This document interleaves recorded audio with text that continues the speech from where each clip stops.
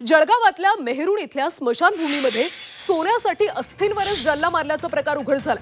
अंत्यसंस्कारानंतर महिलेच्या अस्थींची चोरी झाल्याची घटना घडली।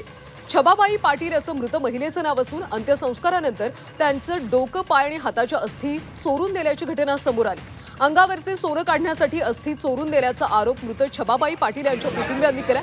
सोनं नको, फक्त अस्थी परत करा अशी भावनिक मागणी कुटुंबियांनी केली। पाटील कुटुंबियांनी महापालिकेच्या सुरक्षेच्या व्यवस्थेवरून आता तीव्र नाराजी व्यक्त केली।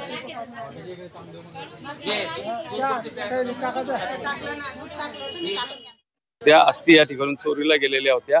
त्यामध्ये डोक्याचा, पायाचा आणि हाताचा भाग आहे। आम्ही या बाबतीत स्थानिक आमदार असतील, स्थानिक नगरसेवक असतील, महानगरपालिका प्रशासन असेल यांना सर्वांकडे ही तक्रार केलेली असून आम्ही रीतसर आमच्या अस्थी मिळावा म्हणून संबंधित पोलीस स्टेशनला सुद्धा या ठिकाणी आम्ही गुन्हा दाखल करणार आहे। आपल्या माध्यमातून मी स्थानिक जळगाव शहर महानगरपालिकेला एकच विनंती करेल की माणसाच्या जन्मापासून ते मृत्यूपर्यंत सर्व जबाबदाऱ्या आपल्याला पार पाडायच्या असतात, परंतु अत्यंत बेजबाबदारपणे जळगाव शहर महानगरपालिका या जळगावमधील नागरिकांसाठी वागते।